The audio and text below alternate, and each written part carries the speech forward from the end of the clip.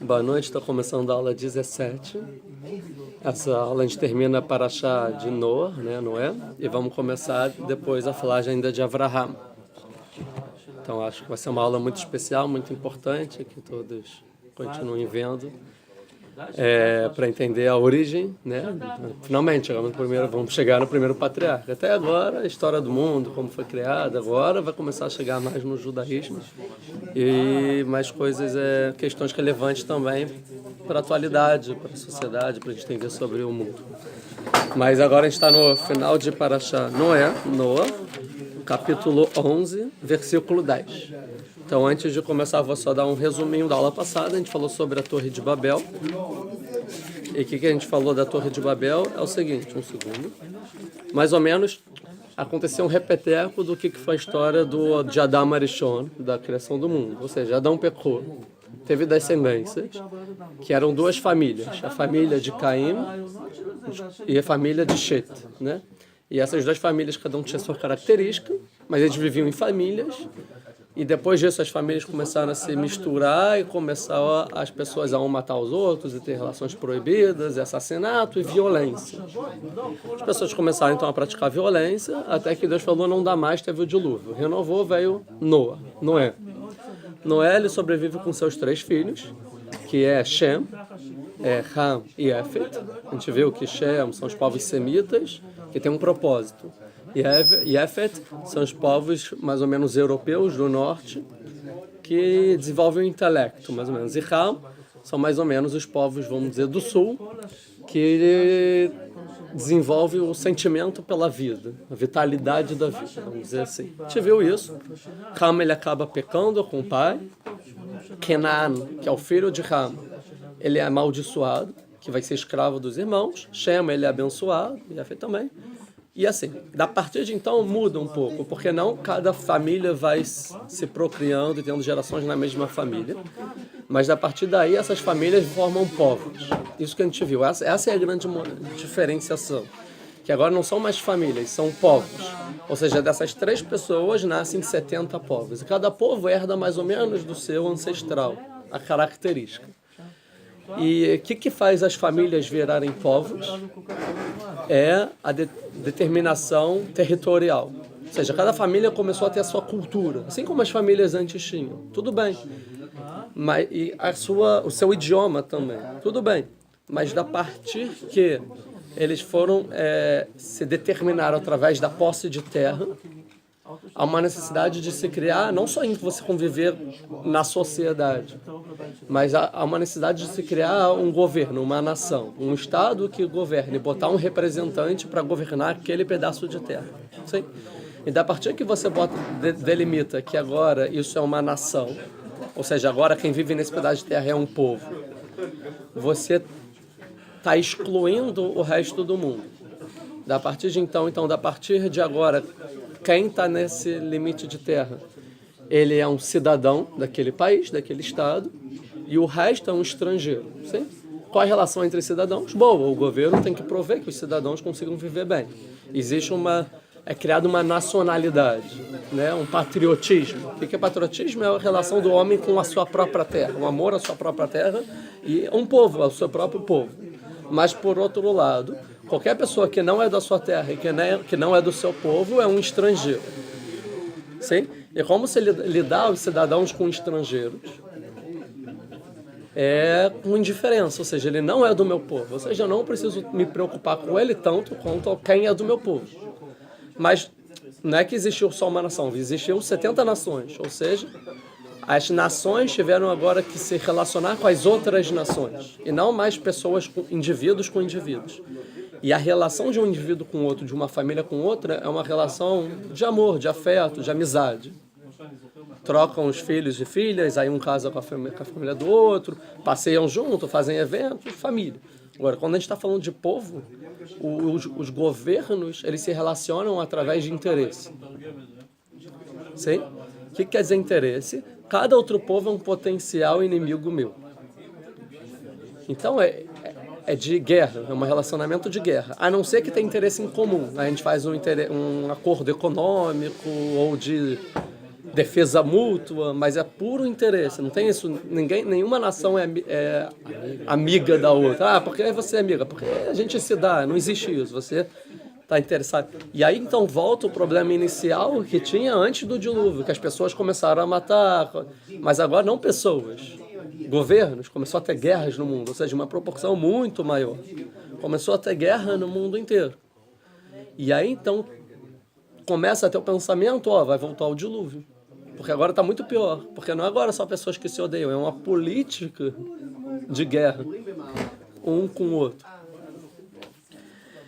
Feito isso, então, a geração ela entende que vai ter uma destruição, que eles não estão sabendo lidar, e existe uma solução. A solução é através de Nimrod, sim, que ele era de Canaan, de Ham, que é o primeiro que ele pensa assim, eu não quero só governar sobre o meu povo, eu quero governar sobre todos os povos, eu quero conquistar os outros povos e também governar sobre eles.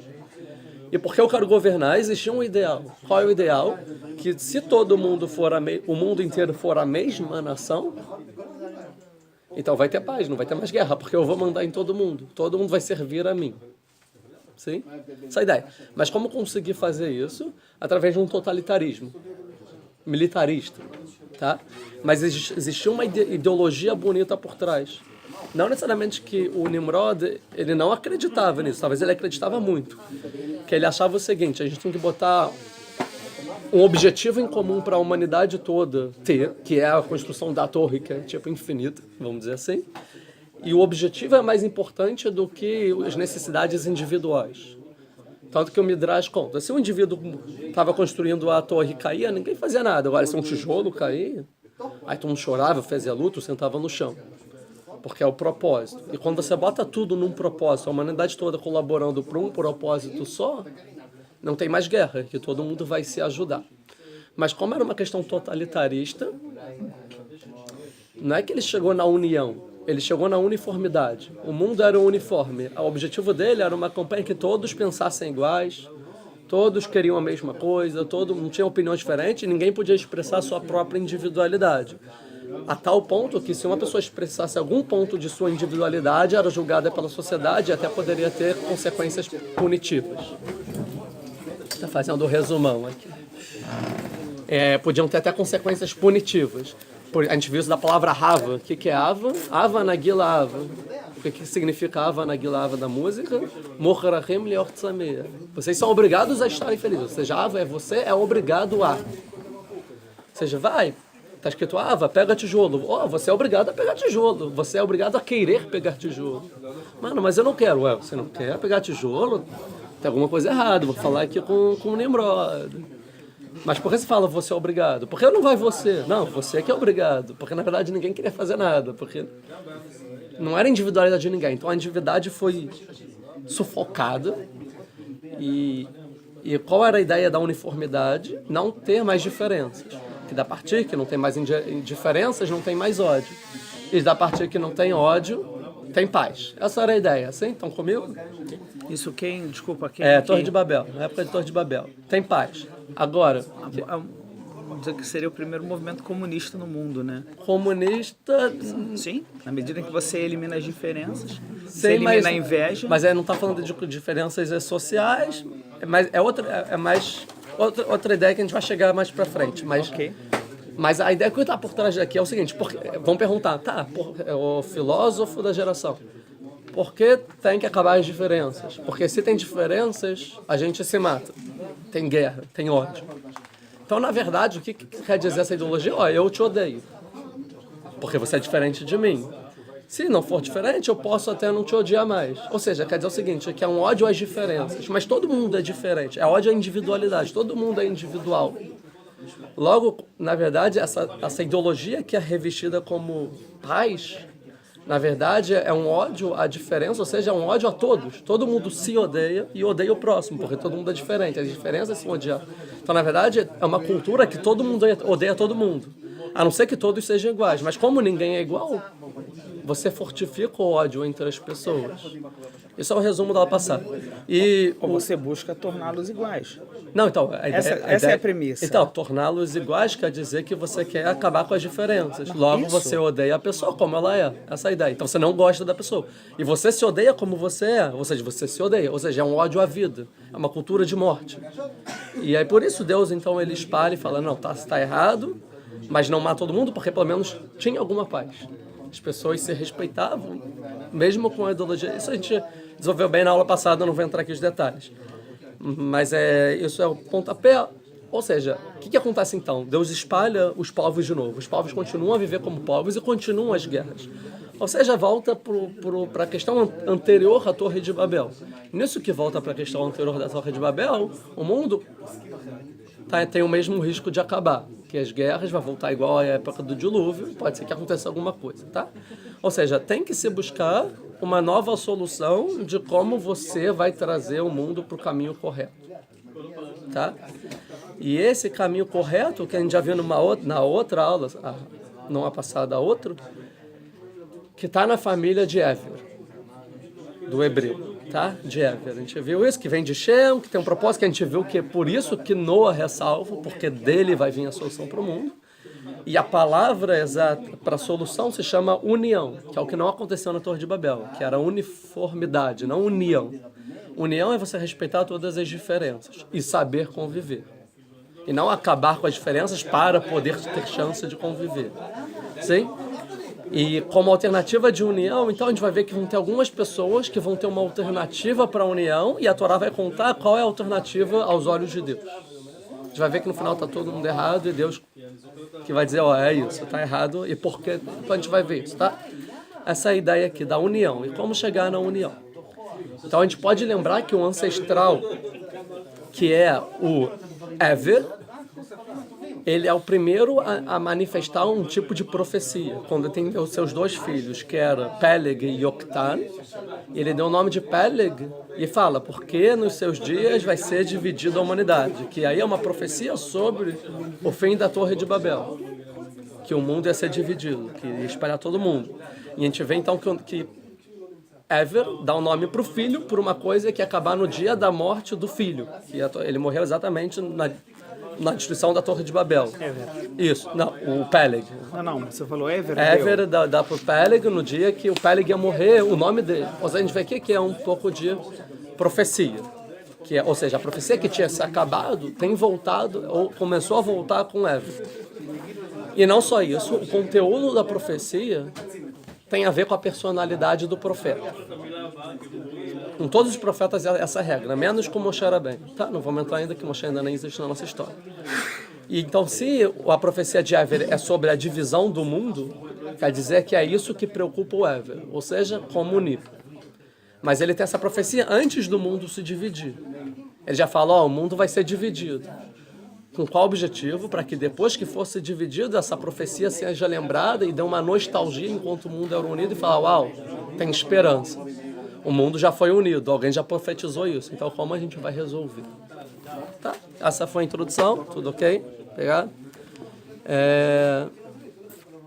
Eu estou com a folha errada. Vamos lá. Então vamos ler. A gente está então no capítulo 10, capítulo 11, versículo 10, depois da Torre de Babel. Ele é todo Shem. E essas são as descendências de Shem. Já tinha falado das descendências de Shem, mas agora vai focar melhor em quem da família vai ser importante aqui. E vai ter alguma coisa que quer dizer. Shem, Ben Meashana, vai olhar de Arpachad. Shem tinha 100 anos e teve Arpachad, sim? É interessante que o Arpachad não é o filho mais velho de Shem. A gente já viu isso no capítulo 10. Vamos achar o versículo. Capítulo 10, versículo 22. Exatamente. E os filhos de Shem é Eilam, Ashur são os assírios, Arpachad, Lud e Aram. Tá? Foca no Aram, que é o mais novo. Que é muito importante entender que o Aram não é o Arpachad, tá bom? São dois filhos diferentes, isso é muito importante. Tá bom? Mas não é o mais velho, ou seja, que esse Arpachad vai ser importante. que ele mudou, foi 2 anos depois da... Isso, aí vamos continuar. Shnatayim Achar Mabul, depois do dilúvio. Então teve a Ser Pachad. Shem, que sobreviveu ao dilúvio, 2 anos teve a Ser Pachad. Que é o terceiro filho dele. Tá, mas os outros foram quando? Foram no ano que teve o dilúvio, 1 ano depois. Não dá 3 em 2 anos? Boa pergunta, não sei. Mas é o terceiro aqui da lista. Pode ser Gêmeos. Ah, bom. Só se for. A Torá não conta pra gente. Esse é Ilam e Ashur. É porque 2 anos não dá pra ter 3 filhos. Dá. Matematicamente. Sim. No Egito nasceu 6 a 6. Hã? É, tem que ter engravidado 1 ano. Não, sim, mas... Sei, não, faz sentido, é verdade. Talvez são gêmeos. Então, Ilam e Ashur podem ser gêmeos. Sim. Arpachad, Shnatayim Achar Babul. Interessante, com quantos anos nasceu Arpachad? Quantos anos tinha Shem quando teve Arpachad? 100 anos, está escrito. Ben Meat Shana. Ou seja, Shem tinha exatamente 100 anos, tá? O que é 100 anos? Tem uma Mishnah em Pirkei Avot que vai falando cada época da vida. Com 5 anos, estudar Mikra, com depois bar mitzvah, casar, a força, sabedoria. Vai até os 100. Sim, vai até 100 anos. Ou seja, o que é 100 anos? É a idade que você já completou todas as fases da sua vida. Ou seja, até 100 anos você está vivendo, cada época tem a sua época. Com 100 anos é como se fosse eu já vivi a vida. E agora eu posso me dedicar a criar alguma coisa concreta que eu entendo. Tipo, então 100 anos é uma idade que, tipo, de perfeição. A pessoa já é totalmente madura. Já viveu tudo. Pronto, agora eu posso focar no que é importante. 50, né? Eu já aprendi tudo. Então as pessoas que viveram mais até então estão com 100 anos. Quem é outra pessoa? Devem ter só 2 pessoas que nascem quando o pai tem 100 anos, no Taná. Avraham. Avraham não, Yitzhak. Yitzhak, né? Ou seja, a gente vai ver que Shem então tem passado com 100 anos, que é somente a mesma idade que Avraham tem e Yitzhak. Então aqui a gente já vê nos 100 anos um paralelismo entre Avraham e Shem, Arpachad e Yitzhak, e esse amadurecimento dos 100 anos para ter um filho, que é um número bem completo, vamos dizer assim, das centenas. Vamos lá. Vai Shem Harei Olidó et Arpachad Hamesh Meot Shana. E ele viveu depois desses 100 anos que teve o Arpachad, mais 500 anos, viveu 600. Valid Banim o Banot. E teve muitos filhos, tá? Teve muitos filhos. Mas qual é o importante? Arpachad, isso que está dizendo. Tem outros 4 importantes que já foi dito antes, mas agora o Arpachad é o importante, tá bom? Não sei se choras, o que significa, de onde vem, não tenho ideia. Vera Parshad Hai Hamesh Shloshim Shana. E ele viveu 35 anos, veio ali de Tchala, e teve Shala. Vai Arpachad Harei Olidó et Shala, Shlosh Shanim Ve'arba Meot Shana, viveu mais 403 anos, veio ali de Banim Banot, teve filhos e filhas. Veshela Hai Shloshim Shana. E ele viveu 30 anos, esse Shela, veio ali de Tever, e teve o Efer.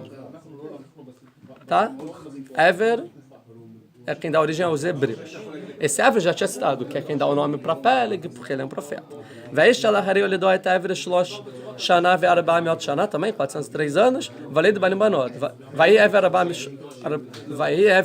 Shloshim Shana, não, eu voltei. E Ever ele teve 43 anos e teve Peleg, que a gente já tinha contado, 34 anos. Vai Ever Harei Olidó et Peleg Shloshim Shana ve'arba meot shana, valei de Banim Banot. Sim? Vai Peleg Shloshim Shana valei de Treu. Então agora a gente entra na história de Ever. A gente já falou até Ever. Agora, Ever teve uma pessoa chamada Reu. Tá? Reu. Peleg. Não, Peleg. E Peleg teve Reu. Isso, você falou Ever, teve Reu. Sim. A gente já tinha falado sobre Peleg. Ou seja, o que quer dizer Peleg? Que o mundo vai ser dividido. Ou seja, Ever se preocupava que o mundo seria um problema ser dividido. Sim? E Peleg tem um filho chamado Reu. O que é Reu? Vem de qual palavra? Rea. O que é Rea? Amizade, amigo. Rea. Reu. É de Rea, de amigo. Exatamente. Ame o próximo como a ti mesmo. Ou seja, queremos dizer o seguinte: o mundo vai ser dividido, Rea, amizade, ame o próximo como a ti mesmo. É a solução. Vai Peleg Harei Olidó et Reu Tesha Shanim Umatan Shana, 209 dias. A gente vai ver, tá vendo que a idade está diminuindo também das gerações passadas. Todos têm filhos e filhas. Vai Reu tem Shlosh Shana, e ele teve 32 anos e teve Serug. 32 anos é leve, né? Coração. 32. E teve Serug. O que é Serug em português? Kipassurugá. O que é uma Kipassurugá que a gente usa? Kipassurugá, trançada. Serug é conexão. Trançar, ou seja, vocês têm que se conectar. As pessoas, diversidade, tem que ser amigas, tem que se conectar. Vai eu Ahariolido. Serug Sheva Shanim Matayim Shana viveu 207 anos, Valid Banim Banot, filhos e filhas. Vai Serug Shloshim Shana Valid et Nahor. E teve Nahor. Nahor vem de que outro nome parecido com Nahor já apareceu na Torá? Noah, Noah. Um Noah pequeno, Nahor. O Noézinho. Teve o Noézinho. O que é o Noé? Era o tzadik da geração aí, Nahor. Vai Serug Aharei ele deu até Nahor Matayim Shana, 200 anos depois, e teve filhos e filhas. E Nahor Tesha Vesem Shana, 29 anos, e teve Tara. Tara, a gente sabe que é o pai de Abraão. Vai Nahor Aharei ele deu até Tisha Vesem Shana, Matan Shana, 219 anos, Valid Banin Banot. Tara, Terach não faz diferença. Vai Tera Shevim Shana. E Tera teve 70 anos. Vai Oled et Avram et Nahor vet Haran. Então, teve 3 filhos. Agora, os 3 filhos de Tera é importante, sim, mas a gente ainda não vai para aí, porque, tá, vamos antes entender um negócio. E é o mesmo nome Nahor do bisavô. Sim, do bisavô, isso. Então, tem 3 filhos, Avram, Nahor e Haran. A gente vai ver depois, vai contar a historinha deles aqui, bem resumido. Mas estamos acabando para achar. Agora, vamos voltar aqui. A gente está focando na família de Ever, tá bom? De Ever até Abraham, se eu não me engano, são 6 gerações. Todas elas tiveram filhos e filhas. Então, o que é filhos e filhas? Quantos filhos vocês acham? Vendo 200 e não sei quantos anos. Não necessariamente o primeiro filho é o que quem diz aqui. Com 30 e poucos anos teve esse. Não necessariamente é o primeiro. Pode ser que teve... Quantos já filhos, você acha? Normalmente na Torá, quando fala das tribos, fala do primeiro, né? Só aqui que não está falando. Não, aqui não necessariamente. Pode ser que está falando. Mas a gente viu, por exemplo, de Arpachado que não. Porque lá já citou. Então, não sei. Estou dizendo nada. Mas, vendo 200 e poucos anos, quantos filhos você acha que cada um teve por aí? Muitos. Pelo menos 10. Pelo menos 10. Então, vamos nos 10. Primeira geração, Ever, 10 filhos. Segunda, 100 netos. Terceira, 1000 bisnetos. Depois, 10 mil, 100 mil, 1 milhão. Tá? Se 10 filhos sobrevivessem por família, que eu acho que deve ter sido mais, está falando de um povo de 1 milhão de pessoas na época de Avraham. Ou seja, tinha Avraham, seu pai Tera, 2 filhos, e mais 1 milhão de hebreus do povo dele, certo? Concordo? Lógico, né? Mais ou menos. Não, Por que o Abraão só teve 3? Mas aí está falando que o Avraham era hebreu, mas, por exemplo, o irmão dele, Nahor, vai ter 12. Tá? Mas vamos supor, 500 mil. Fora que também, não necessariamente que todos estavam lá juntos. Entendeu? Teve filho de uma geração para outra. Não, mas aí o que a Torá conta pra gente é que não tinha dispersão. Todo mundo viveu no seu povo. Tanto que Deus dividiu em 70 povos, cada um com seu idioma, no seu local, no seu território. E as pessoas não mudavam de povo para povo. Ok.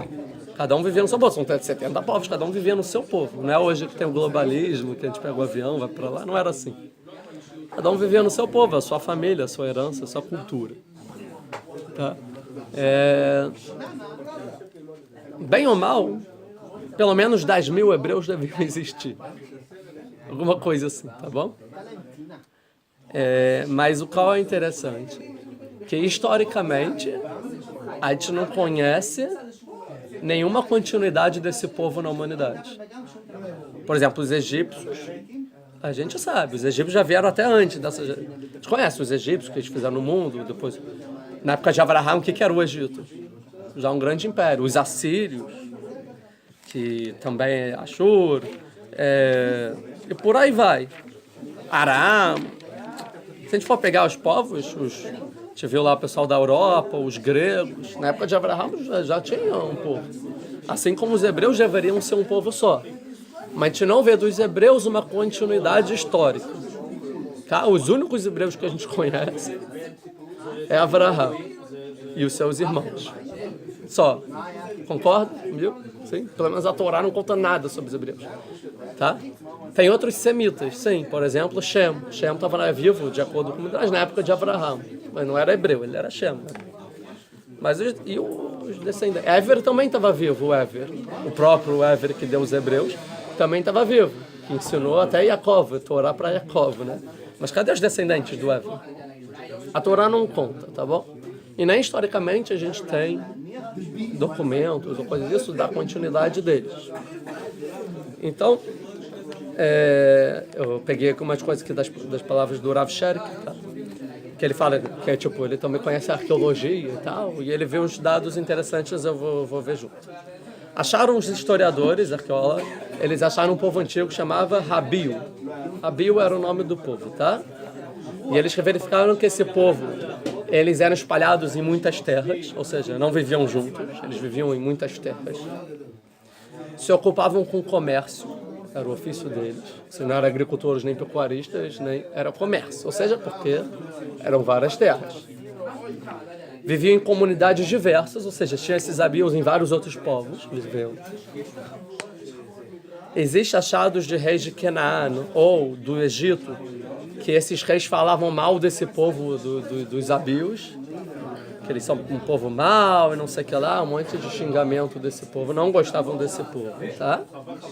Uma das coisas que acharam é o seguinte, que eles escrevem assim, olha que povo desprezível é esse, eles têm uma lei que quando um escravo deles foge, eles não prendem, eles deixam ficar liberto, deixam o escravo em liberdade.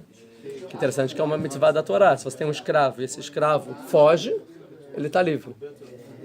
Eles falam, que absurdo, como vai ser a economia aqui, que absurdo, tem que prender, tem que bater, ou seja, xingavam esses abios por deixarem ele livre, o escravo livre, que futuramente seria uma mitzvah da Torá. Sim? Acharam sítios arqueológicos no norte da Síria e do lado de Halab, né? Que era uma cidade chamada Ebla, que acharam 30 mil escritos sobre esse povo. E nesses escritos eles verificaram que o rei da cidade se chamava Ever, tá?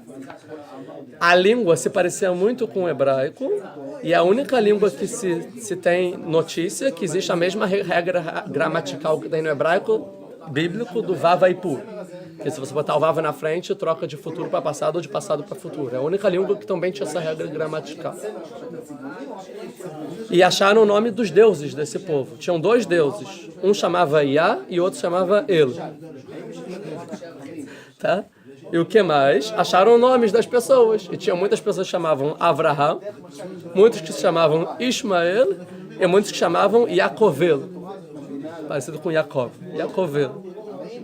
Tá, então é isso que acharam desse povo Ever que sumiu. Qual o nome do povo? Abio. Abio. Abio. Não sei como se pronuncia. Rabio. Tá? E aí, o que vocês me acham dessas características desse povo? Lembra alguma coisa? Aqui. Que? Os Dois dois deuses, o resto tá tudo bem, mas dois deuses aqui. Não necessariamente são dois deuses, são às nomes vezes de não Deus. tem Yud Kei Vav Kei Elohim, sei lá, Sim. de repente é a forma de se referir. Mas o que lembra aqui, isso? Vamos lá. Que povo mais a gente conhece espalhado entre muitos outros povos? Que os outros povos não gostavam deles e falavam mal e xingavam. Antissemitismo, espalhados em terras que se ocupavam com comércio, espalhados por todos os outros povos, que tem nome Avraham, Yaakov, Ismael, que chama Deus de Yah ou de El. Ou seja, que claramente o hebreu era tipo era o povo judeu da época, tipo igualzinho. E tinham leis da Torá. Né? Tipo, e se comportava com uma moral com o escravo naquela época que não existia e era mal falado por causa disso. Esse povo que faz ajuda humanitária para outro país, né? Tipo, desse tipo de coisa. Ou seja, e não só isso, esse povo não existiu mais. Então, você já tem paralelos muito grandes historicamente, arqueologicamente com os judeus. Tá bom. E não sobrou nenhuma lembrança histórica, né? Somente o Avraham e tal. Ou seja, um povo que não teve continuidade. Essa é a ideia aqui. A não ser por uma família. Ou seja, a gente só sabe a continuidade desse povo por uma única família. Que família é essa? Família de terra. Ou seja, a Torá aqui vem contar a única lembrança que a gente tem dessa família. Até lá, não tem mais dados sobre elas da partir daí para frente. Então vamos ver. Então agora sim a gente vai entrar então na história aqui. Vamos ver. Versículo 27. 26 a gente viu que então Tera teve Abraão, Nahor e Haran. Versículo 27 agora. Vele Todó Tera. E essas são as descendências de Tera. Tera, Olid et Avram. Tera teve Avram. Et Nahor, Vet Haran. De novo, né? Esses três. Ve Haran, Olid et Lot. E Haran tinha um filho chamado Lot. Ou seja, Lot, sobrinho de Abraão. Abraão é Abrão e Lot é Ló. Em português, Lot é Ló. Em português, Ló. É. Tá? Interessante, ó. Velho todo a Tera. Tera, Rolida et Abraão. Ou seja, a Tera está repetido 2 vezes o nome aqui. Tera, sim? Mais abaixo a gente viu Ever também, mais pra frente, mais pra cima, agora eu não estou vendo. Tem uma hora que repete. Não estou achando, mas tem um lugar que está Ever, e tem um outro lugar chamado de Noah também, tá? Noah. Cadê? Ele é Todot Noah. Noah Rish Tzadik, no início de Noah. Ou seja, tem 3 nomes aqui que repete a Torá 2 vezes.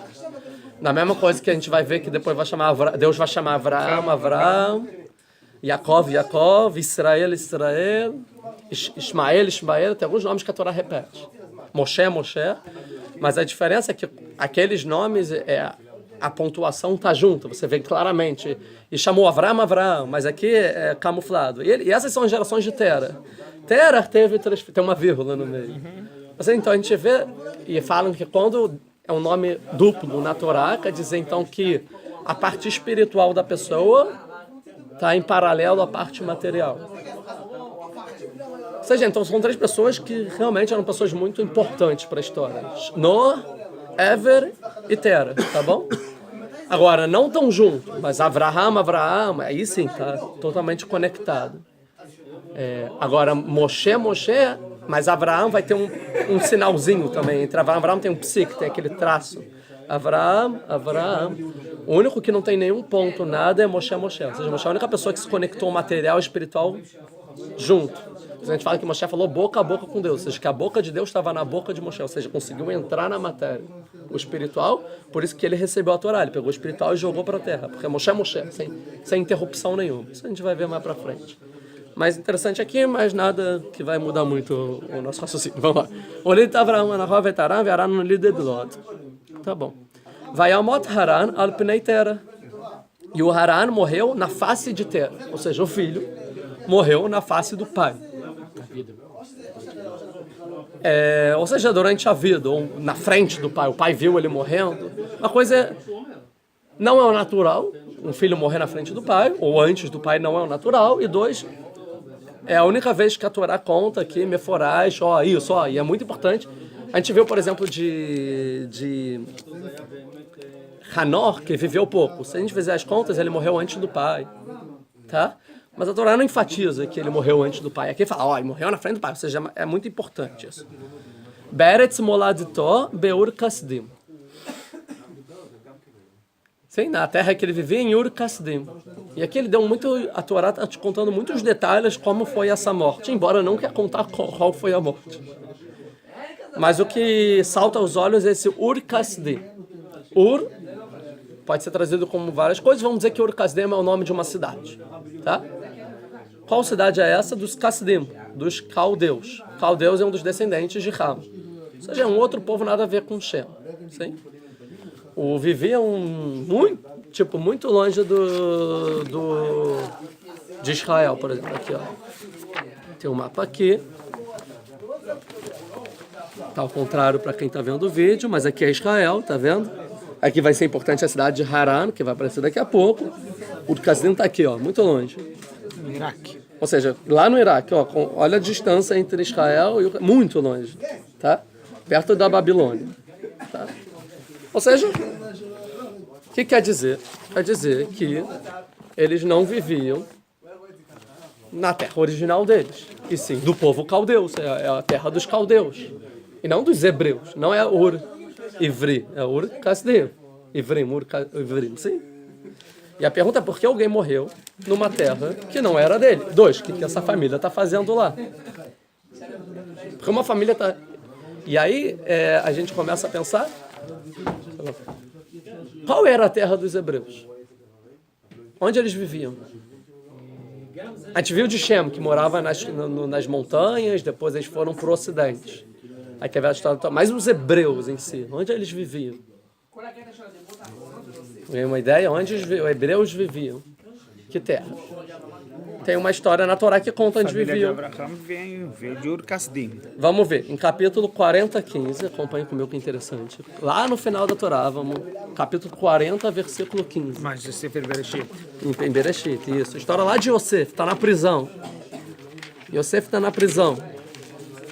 E aí ele revela o sonho do ministro do vinho e do pão. Sim, o ministro do vinho ele vai ser salvo. E a única esperança de Yosef de se salvar. Aí ele fala assim, cara, eu tenho algumas palavras para falar com esse ministro, para que ele recorde de mim e seja a minha salvação. Ok. Certo? Ou seja, se ele tem que falar alguma coisa para... que ele vai falar assim, fala para o faraó isso, isso e aquilo. Tem que ser alguma coisa... Não tem que falar uma incógnita, uma chata. Tem que ser uma coisa bem clara. Ó, fala para o faraó, me salvar por causa disso, isso e aquilo. A gente vai ver. Ele vai falar, ó, no 14. Kim zachartani, se você lembrar itcha, kasher itav lecha, se você me lembrar o bem que eu fiz para você, viasitanai madi chesed, por favor, me faz um bem. Veskartani, ele parou, me lembra pro faraó. Então, voltemos no 14. Viotzitani minabaita zé, para me tirar daqui, dessa prisão. Sim? Agora ele vai argumentar por quê. Que ganov gunavti, porque eu fui roubado, me'eretz haivrim, da terra dos hebreus. Vegam polo acite meuma. E aqui eu também não fiz nada de mal. Que samotibabor, que me tacaram aqui nesse poço na prisão. O argumento dele é que eu fui roubado da terra dos hebreus. O que é a terra dos hebreus? Onde ele foi roubado? Onde ele estava? Onde o Yosef foi vendido como escravo? Foi para Dotan e Shem. Que é qual país? Israel. Eretz Canaan, certo?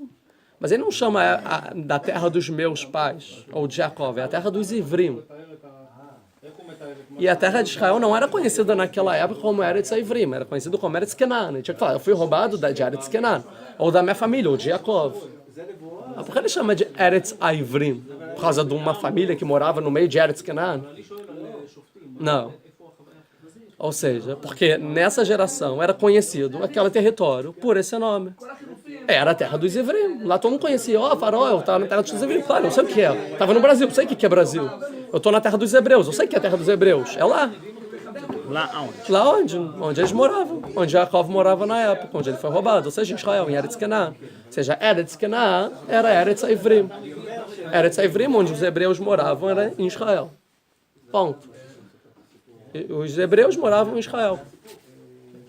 Porque é chamado de Eretz Canaan. Que a gente vai ver que Canaan vai conquistar a terra dos hebreus. E primeira estratégia beabá de política, de conquista. Qual é a primeira coisa que você conquista uma terra aqui que você faz? Muda o nome. Muda o nome. Então, Eretz Canaan, agora é Eretz Canaan, né? Mas era Eretz Ivrim, vamos desconectar da história. Igual assim, a primeira coisa que os romanos conquistam Israel passa a Judá. E Judá vira colônia dos romanos, que eles chamam? Mudam de nome. Vira o quê? Palestina. Agora não é mais Judá o nome da terra, é Palestina. Aí agora, 2000 anos depois, as pessoas nem... Palestina, quem disse que os judeus moravam lá? Desculpa, mas o nome dessa terra sempre chamou Judá? Existia um reino de Judá aqui? Sim, chamaram de Palestina, e Jerusalém foi chamado de Aélia Capitolina, que era do deus Júpiter deles. Ou seja, primeiro você muda, você desconfigura. Então, Eretz Canaan era sempre Eretz Ivrim. A terra dos hebreus era Eretz Canaan. Sim, essa é a ideia. E não só isso, tem vários lugares. Por exemplo, está escrito, que quando o Yosef dá comida com os irmãos e fala, porque não era costume dos egípcios comer com os hebreus. Ou seja, existia um costume entre egípcios e hebreus. Egípcios não comiam com hebreus. Não é com aquela família que nunca tinha pisado na terra de Israel. Era com os hebreus, com o povo hebreu. Existia um povo hebreu, que os egípcios não gostavam e não comiam junto. Que moravam lá logo, perto dos egípcios. Tinha uma proximidade entre os dois, sim? Onde a gente vê que Canaan conquistou Israel? Está escrito na Torá explícito. Aqui, capítulo 12. 11 ou 12? 12, versículo 5, se não me engano.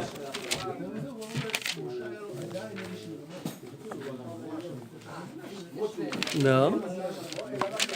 Aqui, versículo 6. Capítulo 12, versículo 6.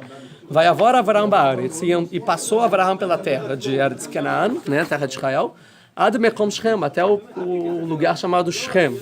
Ele Elon Moré, nesse lugar chamado Elon Moré, Vaknani Asbaretz, e os cananeus Asbaretz, o que é Az? Então estavam na terra. Sim? Que então estavam na terra de Israel. Então vem é uma exceção. O então é uma exceção. Geralmente se fala assim, Asbaretz, a gente interpreta assim, que naquela época os cananeus moravam lá. É o mais literal isso. Naquela época moravam lá. Só que a gente sabe que quando a Torá vai ser dada para Moshe e vai ser escrita a história de Bereshit, os cananeus ainda moravam lá, ainda era de Canaã. Então não é então estavam lá. Então é o contrário. Naquela época os cananeus já estavam na terra. Olha o Urash. Aqui tem um parênteses assim, em processo de conquistá-la dos descendentes. Exatamente, que é o Urash. Exatamente, olha o Urash. Veknani Asbaretz, Hayá Oler Vekovesh. Os Kenanim, eles iam e conquistando a terra de Israel da descendência de Shem. Urash, claro, da descendência de Shem. Em que época? Na época de Avraham. Os Kenanim estavam conquistando a terra dos Ivrim.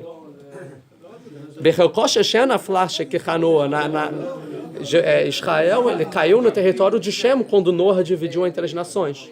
Tanto que o rei, até na época de Avraham, de Shem, era de Jerusalém, de Shalem, da cidade chamada Shalem, que era Jerusalém, é Malkitzedek, que é um nome hebreu, que nós sábios falam que é um Shem ou descendente de Shem, tá? É um semita, não uma pessoa de Ham ou Kenan. Rei de Salem.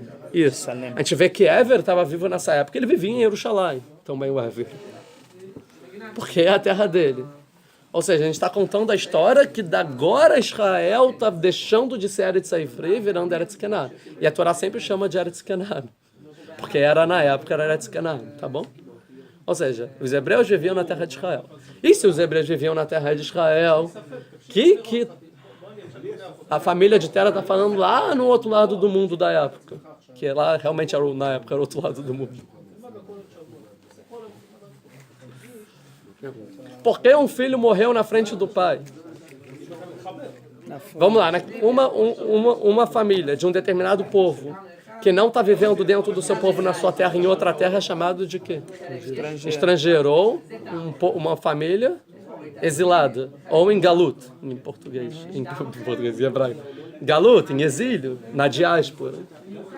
Ou seja, os hebreus, os cananim, conquistaram os hebreus e exilaram o povo hebreu do país deles. Eles se espalharam pelo canto do mundo, tanto que arqueologicamente a gente viu que eles acharam lá em Halab, não sei o que lá, cidade de Ebla. Ou seja, os hebreus foram exilados da terra dele. E estavam em Galut. Primeira Galut, então... Ou seja, igual a história do povo judeu aqui. Ou seja, a gente não está falando que a primeira Galut do povo judeu é lá em Avraham. Não, já estava em Galut.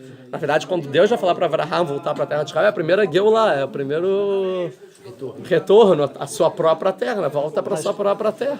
Mas quando Deus fala com Avraham... Não, calma, ali ainda tem história, a gente vai chegar lá. Não, a questão que o próprio Hashem fala para Avraham, Mi'artzecha, Mibeitavicha. Então, vamos chegar. Ainda estamos um pouquinho longe daí, embora bem perto na história. Ou seja, Avraham, então vamos lá. Então tem uma família de Tera, com seus 3 filhos, no Ur Kasdim. Agora, se a gente pegar o nome da palavra Ur, o que é Ur? Ur não é Ir, é com Aleph. Ur é fogo. Ur é fogo. Em aramaico, lá era perto da Babilônia, falava aramaico. Ur é fogo. O fogo dos caldeus é o nome da cidade. Sim, para não chamar de Auschwitz. Não era a cidade que tacava os judeus na fogueira. E aí está falando, o Aran morreu na frente do pai, mataram o filho dele, na fogueira. Lembra alguma coisa? Não só Auschwitz, Inquisição, e pogrom, e a história do povo judeu no exílio. Qual foi a razão da morte? Não sei, os cananeus aparentemente não gostavam dos hebreus, aparentemente. Tem um Midrash que conta biduk o que aconteceu lá. Que no caso Abraão, na época, ele... Pulou na fogueira e... ele digamos, não ameaçou, ele Estava espalhando enfrentou o Nimrod, sim. Abraão entrou Mas e saiu vivo. Sim, esse Midrash é bem famoso, Nahon. porém ele não está na Torá escrita. Ok. Então eu não quero ir tão longe, porque aqui a gente já está inventando toda uma história por trás que não dá para ver o que dá para ver da Torá escrita. Depois a gente vai chegar nesse Midrash. Mas a gente tem que entender o que a Torá escrita quer contar pra gente. A gente vai ver também que, por uma razão muito importante, que esse Midrash ele é muito famoso porque no Alcorão eles botaram dentro do texto essa história de Abraão, que ele era monoteísta, enfrentou Nimrod, que é um Midrash judaico, mas eles botaram dentro da Torá escrita deles, tipo, por uma razão muito importante. Por isso que é tão conhecido pelo mundo inteiro, porque está no Alcorão, explícito essa história. Agora, a Torá não quis contar isso pra gente. Não quis contar, não está escrito isso. Então a gente primeiro vai entender o que está escrito, depois a gente vai ver, vai entender por que não está escrito isso e o que a Torá quer da gente. Tá? Então é isso, ó. Vairu, então, calma, que eu tô perdido. A gente está o quê? No 11. Empolguei. A gente está no 11. Ó, vamos... Isso, então, ó.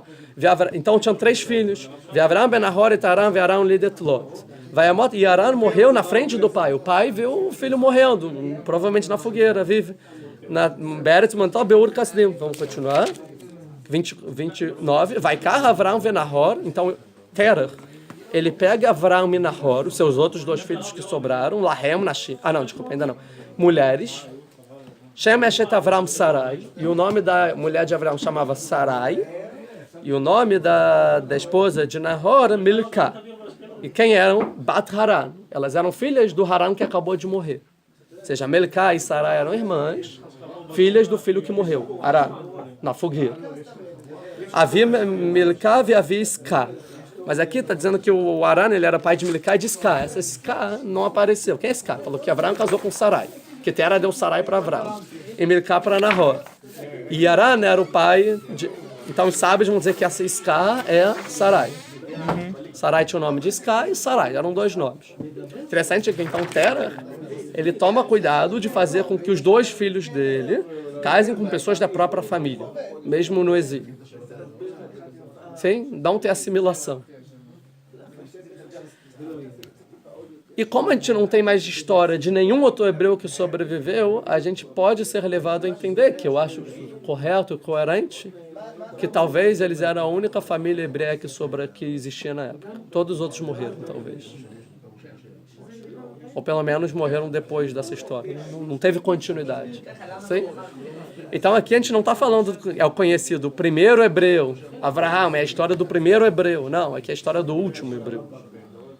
Seja o povo hebreu, que é o objetivo que Noé passou o dilúvio, ou seja, a humanidade toda existe por causa desse povo hebreu, do que vai sair daqui, e sobram 3 pessoas do povo hebreu: Avram, Nahor e Lot, e Terah, e as 2 esposas, Sarai e Milcá. Então tem 6 pessoas, é uma família, sobrou uma família só do povo hebreu, pelo menos significativa para a história. O resto, todo mundo foi morto. Um holocausto, que a gente chama. Por que você concluiu que os outros todos foram mortos? Porque a gente não tem nada histórico e esse povo não continuou na história. E a gente não conhece nenhuma guerra que eles lutam. Tipo, não tem nada historicamente. E nessa época a gente sabe a história do Egito e dos Assírios, tipo, de vários povos, sabe? E o povo hebreu, que é tão importante, a gente não tem história nenhuma. E a Torá também não conta mais nada de nenhum hebreu, só o Avraham. E não só isso, o Avraham ele vai ser chamado como pelo povo lá na região, Avraham Aivri, Avraham o hebreu, porque o hebreu, que ele é o hebreu. Tipo, os outros não sei onde estão.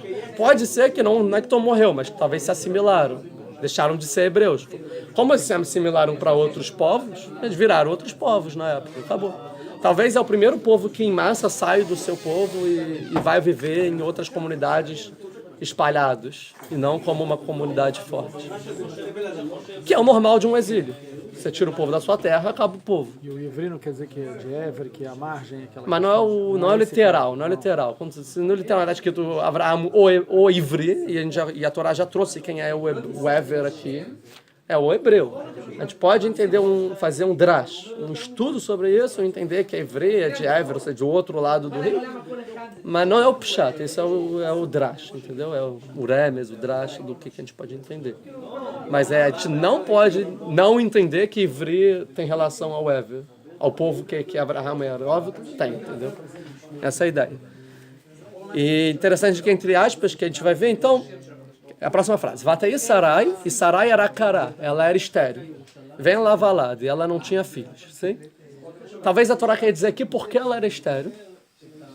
Porque o nome dela era ou Sarai ou Iská. O que é Iská? Olha o Rashi. Zossará. Iská é a Sará. Hashem se sorrá beru hakodesh, porque ela sorrá. Não sei como se traduz sorrá. Ela emanava espírito divino. Você olhava para Sará, uau, que pessoa elevada. Todo mundo em volta via, é tipo um perfume. A pessoa sentia o espírito divino dela. Veshakol sorrim beyafai. Todo mundo, então, sorrim também se espelhava pela beleza dela. Beleza que não necessariamente material.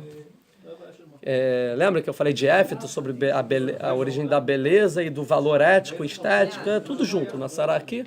Ou seja, todo mundo via Sará e uau, influenciava, brilhava, vamos dizer assim. E interessante, Ska também é linguagem de Nessirut, de princesa, tipo, né, alguém.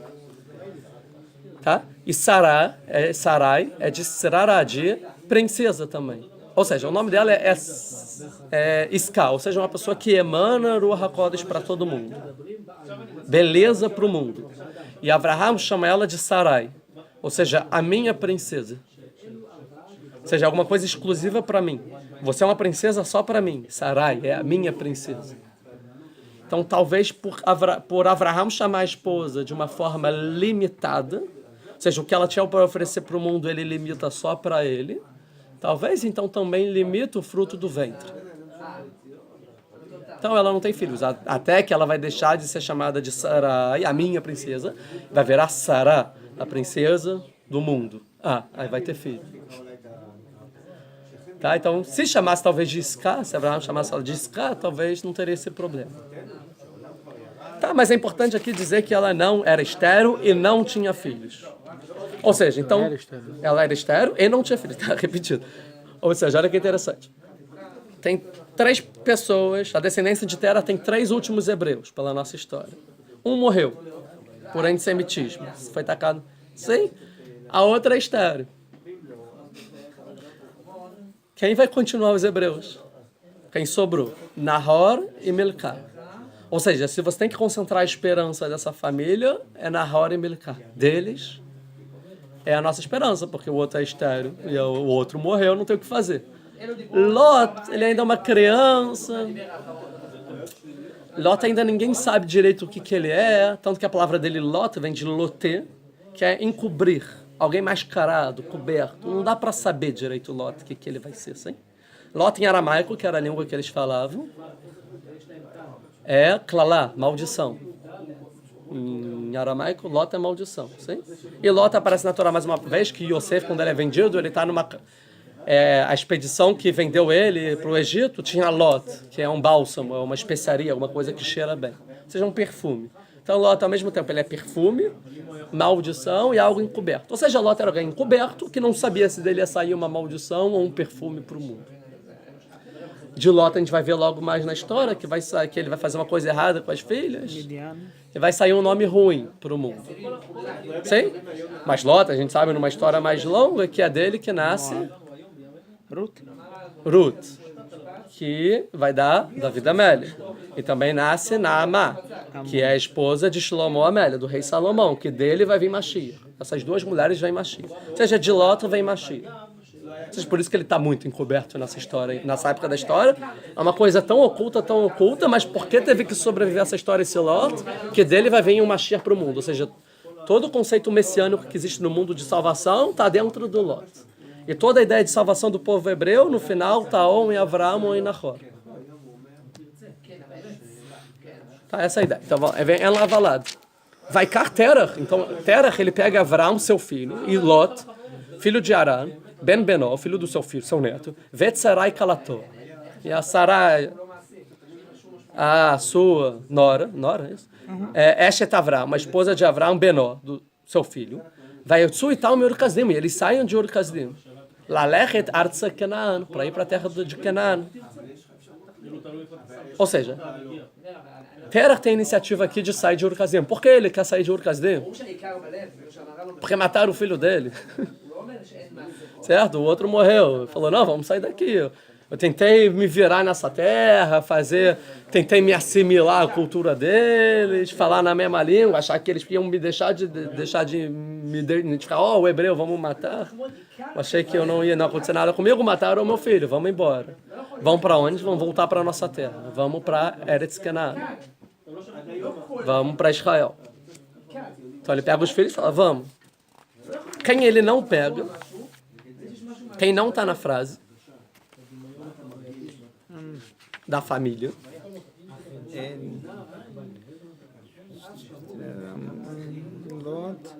tem o Lot, tem o Avram e tem a Sarai. Nahor. Falta o Nahor e a Milcá. Esse não aparece na frase. Ou seja, o que aconteceu com esses dois? Sim? A gente não sabe. Continuação da frase. Vai avó ad Haran. E eles chegaram até a cidade de Haran, ou seja, metade do caminho. Haran era no reino de Aram, os aramitas, os arameus, que falavam aramaico. Vai Ashvushá. E sentaram ali, desistiram de continuar. Ou seja, Terach, ele sai de Ur Kasdim com a ideia de fazer aliá. Ele para, ir para a terra de Israel. Ele para no meio do caminho. Por quê? Não conta também. Sei? Mas não tem aqui o Haran, que ele pegou. O Haran não está aqui. O Haran é a esposa, sei? Nahor. Desculpa, Haran não morreu. Desculpa, o Nahor. O Nahor é a esposa não está, certo? Agora, a gente sabe da Torá que quando Yaakov ele pega a primogenitura do Esav, e o Yitzhak, a esposa, e a Rivka falam, sai daqui e vai para ir Nahor, a cidade de Nahor, em Haran, Naharaim, ou seja, que é exatamente onde ficava a cidade de Haran. Vai para Haran, que lá estão os descendentes da minha família. Então a gente vê que Haran morava... Haran não, desculpa, estou errando. Nahor morava em Haran. Tanto que o nome da cidade vai ser o nome dele na época de Yaakov. Sei? E ele vai ter descendente como Betuel, é o filho dele, e também vai ter Lavan. Tá? Essa é a ideia. Ou seja, Nahor morava lá. Certo? A própria Rivka nasceu lá. A própria Rivka nasceu lá, a própria Leá nasceu lá, e a própria Rahel nasceram dessa família. Ou seja, toda a família contribuiu para volta, o povo hebreu continuar aqui, a virar o povo de Israel. Sim? Essa é a ideia. Agora, então, o Haran vivia lá. Por isso que ele não pegou, que ele já tinha, Haran já tinha ido para lá. E provavelmente, quando Terach ele passou pela cidade do outro filho, alguém convenceu, alguma coisa convenceu, fica aqui. Para que ir para a terra de Canaã? Não tem porquê. A gente vai ver depois quem que convenceu. Nahor e Avram, os dois concordam. Não tem porquê para de Canaã. Vamos ficar aqui, tá bom? Aqui. Tá? E aí eles se assentaram, permaneceram. E a última frase. Vai o Yemei Tera Hamei Shanim Omatan Shanai. Tera viveu 205 anos. Vai Amó Tera Beharan. E Tera morreu em Haran. Nunca foi para a terra de Israel. O propósito dele de sair de Ur Kasdim nunca aconteceu. E aí vai continuar para Parashá, e vai entrar para Parashá de Abraham.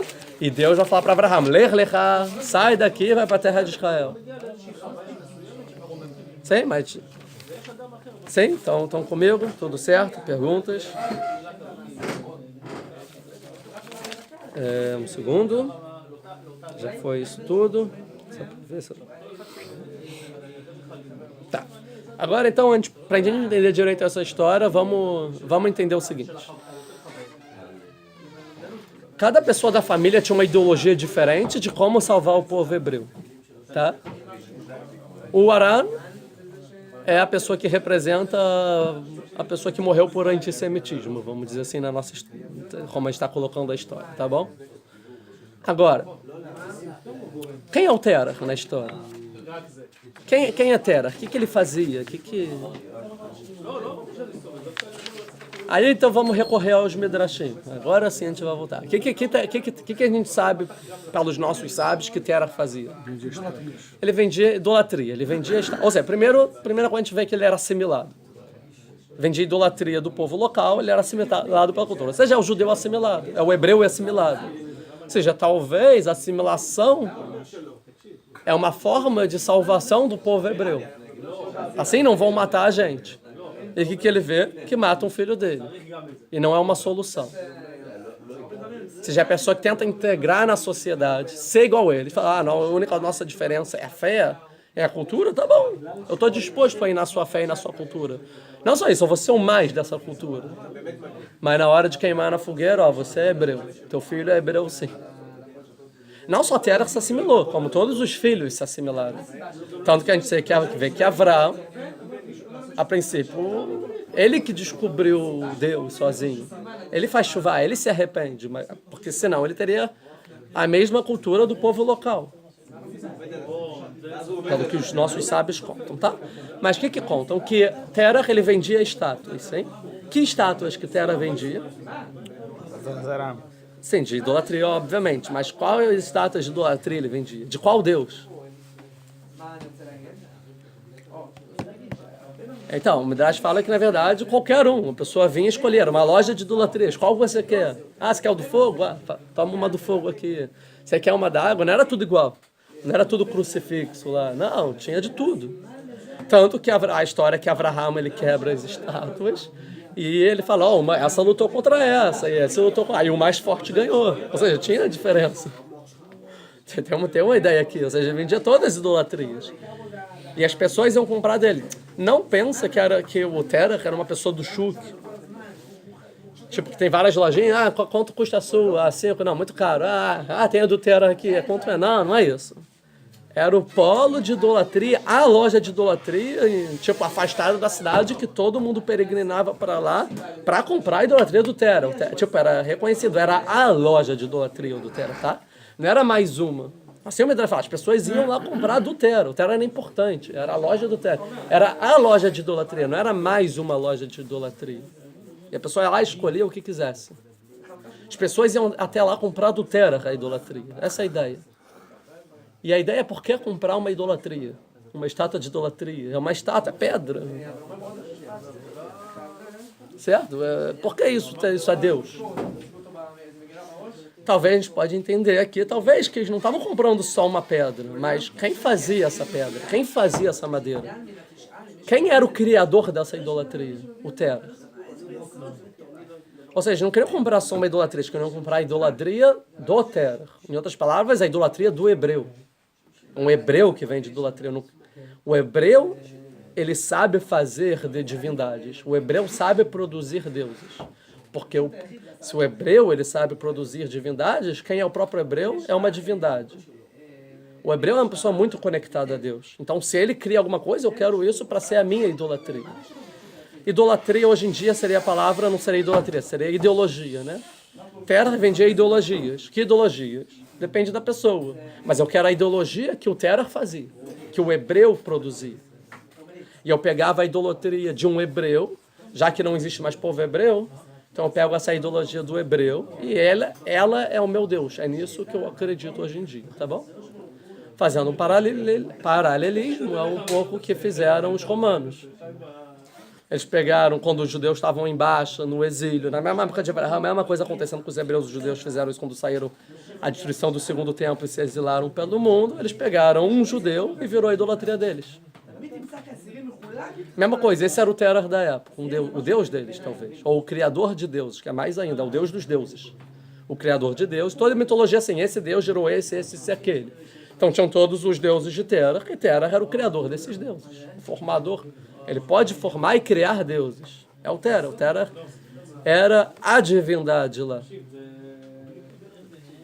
E a gente vê que mesmo as pessoas achando o hebreu algo extremamente superior, na mesma medida eles estão dispostos a matar na fogueira esse hebreu. Porque talvez uma pessoa que é um Deus incomoda, uma pessoa que tem uma capacidade divina maior incomoda as pessoas. Então a gente vê que não é bem claro aqui as coisas. Então, Terah, ele tentou através ser um polo de influência para onde ele vivia.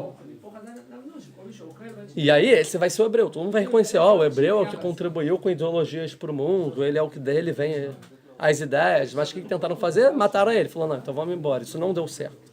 Tá? E aí ele entende que se assimilando não é a estratégia certa de preservar sua identidade hebreia, em que ele fala, vamos para Israel. E aí inventa o sionismo.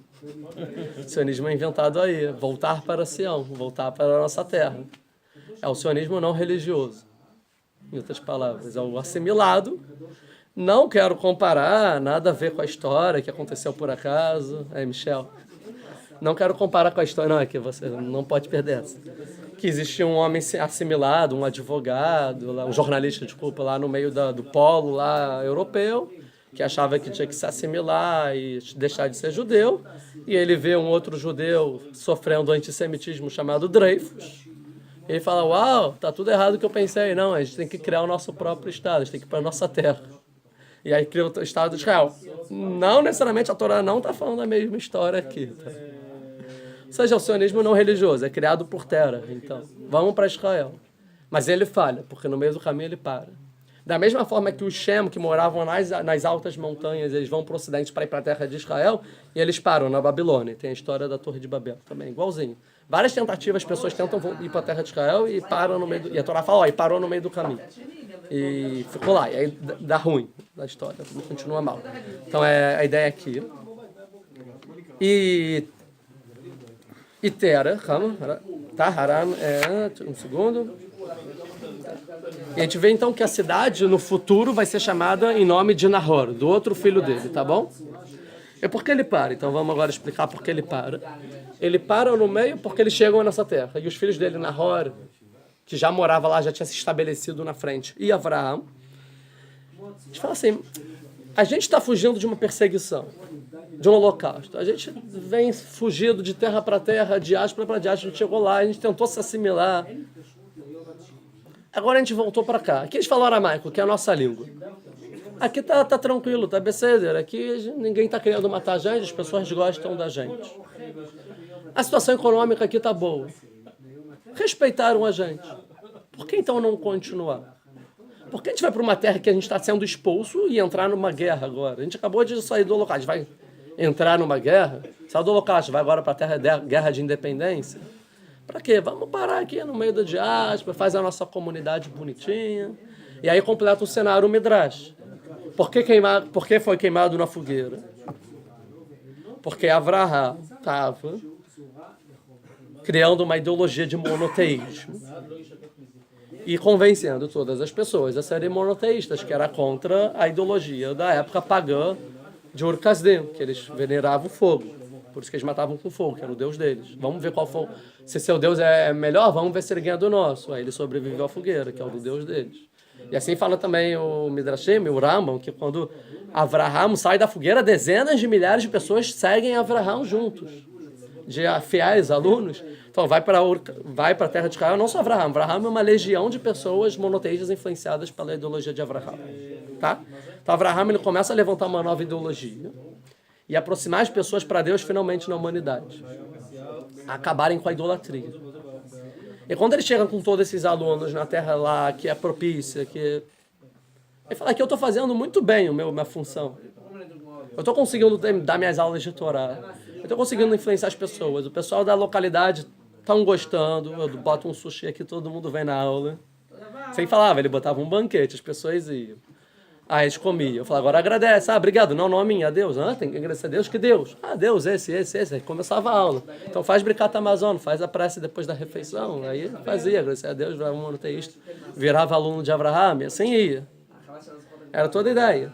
E Avraham está fazendo isso muito bem. E qual é o objetivo do Avraham no mundo? Você pensar, qual é a cabeça de Avraham?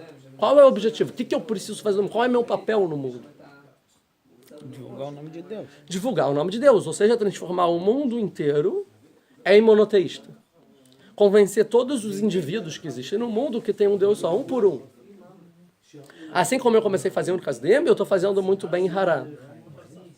E como estava dando certo, isso eu não preciso entrar numa guerra, vai que eu morro. Não, aqui está muito bom, aqui é o centro do mundo, Harã, né? Entre a Babilônia, entre Israel do outro lado do Egito, estou bem localizado. E aqui então eu posso começar de fato com sossego a meu objetivo de vida, minha ideologia de vida, o que eu tenho que fazer, meu propósito de vida, minha missão. Trazer o monoteísmo para o mundo inteiro. Sim? A gente vai chamar isso de monoteísmo cosmopolita. O que é cosmopolita? Eu peguei aqui no Wikipedia. Um cosmopolita, ou, em português, cidadão do mundo, uma pessoa que se acha cidadão do mundo. É uma pessoa que deseja transcender a divisão geopolítica, que é inerente às cidadanias nacionais dos diferentes estados, países soberanos. Ao negar-se a aceitar a identidade patriótica ditada pelos governos nacionais e afirmar-se como cidadão, como representante de si mesmo, os cidadãos do mundo afirmam sua independência como cidadão da Terra, do mundo ou do cosmos. Ou seja, ele quer resolver o problema da nacionalidade, da divisão entre povos. Eu não sou um povo agora, até porque meu povo acabou. Eu sou cosmopolita. Ou seja, o objetivo de eu salvar o mundo todo, diferente do que Nimrod tentou fazer, não é conquistar todos os países do mundo, mas, ao contrário, eu negligenciar minha nacionalidade e o meu território, e ensinar ética e moral e aproximar todo mundo a Deus, e quando todo mundo se elevar, a gente vai ter um mundo melhor. E aqui em Harã eu consigo fazer isso perfeitamente. Então, cada vez mais pessoas vão se aproximar ao que eu prego e vão virar a casa de Avraham. E quando o mundo inteiro entender que essa é a verdade, o mundo vai ter paz. Hashem que não concordou com a... Hashem que não concordou, exatamente. E na hora a mesma coisa. Então vamos no desfecho da aula. Indo para o desfecho. E na hora pensou a mesma coisa. A gente já vê que Deus não concordou. Que Deus falou e falou Deus para Abraão, Lech Lechá, sai daqui de tudo isso e vai para a terra que eu te mandar. Ou seja, não é esse o objetivo do mundo, a gente vai ver lá que vem. Abraão, não é isso que vai trazer a paz para o mundo e não é esse o caminho. Por que não é esse caminho? A gente vê de Nahor. Nahor, que era igual a Abraão, com as mesmas ideologias. O neto de Abraão vai para a terra de Nahor, 3 gerações depois do cara que era o chefe do Quiruv, né? Ou seja, que movimentava toda a máquina de aproximar as pessoas para o monoteísmo. O neto chega lá e o filho dele era... O filho do Nahor, o filho, não é muitas gerações, o filho. Se chamava Betuel. Qual era o sobrenome, o apelido? Arami. O que é Arami? Aram. Aram era o filho de Shem, que não era Arpachad. Ou seja, não Nahor Ivri, o hebreu, mas Arami, porque eles viviam na época Aram Naharaim. Aquela região era do povo de Aram, dos descendentes de Shem Aram. Síria, né? Turquia. Aram. Ou seja, o povo que vivia lá era descendente de Shem, tudo bem, mas não de Arpachad, que era o primeiro filho de Shem. E sim de Aram, o 5º filho, não o 3º. E numa geração depois, o filho não se chamava mais hebreu, mas sim de arameu. E o neto Lavan, Arami. Era a família arameia, ou seja, se assimilou totalmente. E fazia idolatria, falava aramaico, se identificava a família como o arameu e fazia idolatria, as mesmas práticas da região. Ou seja, nem o rabino sobreviveu uma geração lá naquele país. Por isso que Deus falou, não, Abraão está errado. Porque na Galut, na diáspora, não é assim que se transforma o mundo. Você não vai trazer a paz para o mundo inteiro, você não vai convencer toda a humanidade a se santificar. Ao contrário, eles vão destruir suas descendências. Não necessariamente por violência, como lá em Ur-Kasdim, mas por assimilação, porque eles vão querer ser arameus. Você quer que eles sejam hebreus? Eles vão querer ser arameus. E aí, vai na sorte? Não vai conseguir. E qualquer a Torá testa, não consegue. Então Abraão vai falar, abandona tudo e vai para a terra que eu vou te mostrar, que eu sempre pensei diferente. Meu propósito sempre foi outro. Então, para terminar, a gente vai terminar com isso. Que eu ia terminar? Que Abraão concorda também com isso. E a filosofia deles, hoje em dia, é muito parecida com a filosofia do Islã. Tá? Avraham, nessa época, ele é muito igual ao islamismo, que é uma religião, ou seja, você tem que transformar o mundo todo em datim, em religiosos, pessoas religiosas, monoteísta, cosmopolita. Ou seja, que você tem que conquistar o mundo inteiro através da sua pregação religiosa. Tá? Isso é Avraham na época. E Deus vai falar, não é isso que eu quero de você. A gente vê que toda a próxima Parashá Lech Lechá é Avraham internamente tentando entender o que Deus quer e entendendo que o que ele quer não está certo. Tá? A gente vai ver isso nos detalhes. Mas não é isso que Avraham tem que fazer. Nahor faz isso e falha. Aran morre. Terah se assimila e termina na diáspora. E agora a gente vai ver então que Deus escolhe Avraham. Que Avraham, bem ou mal, ele encabeçou. Então, óbvio que algo é muito elevado. Todo mundo para Deus e tal. Ele começou, então você que começou, agora vai.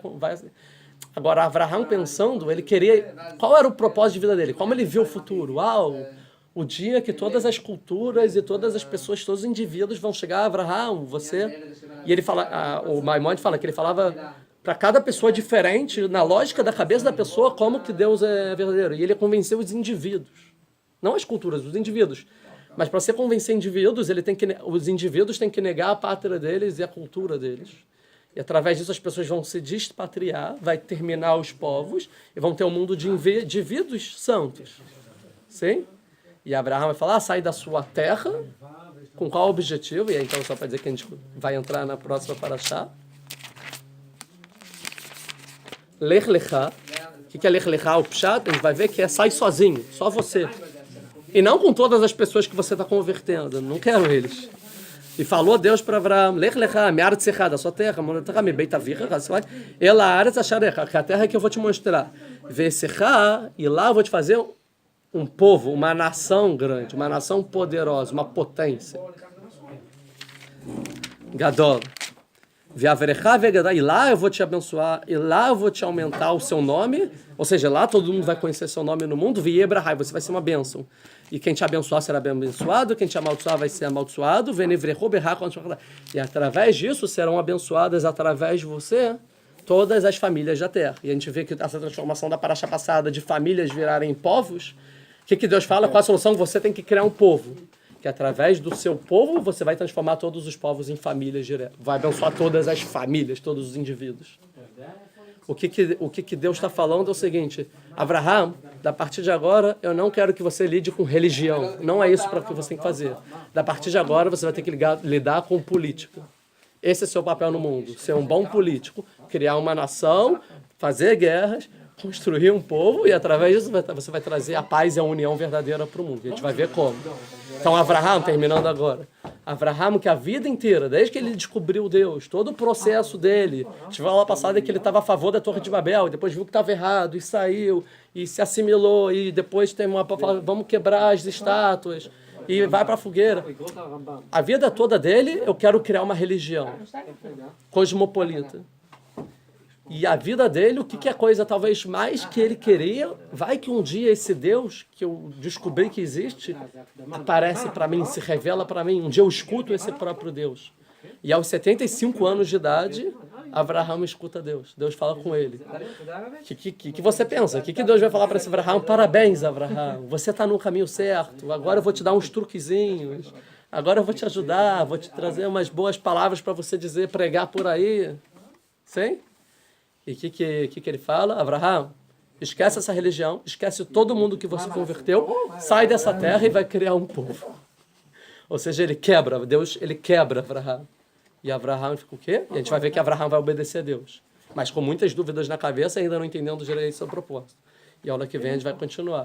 A gente pode ver que o cristianismo ele faz exatamente o caminho inverso.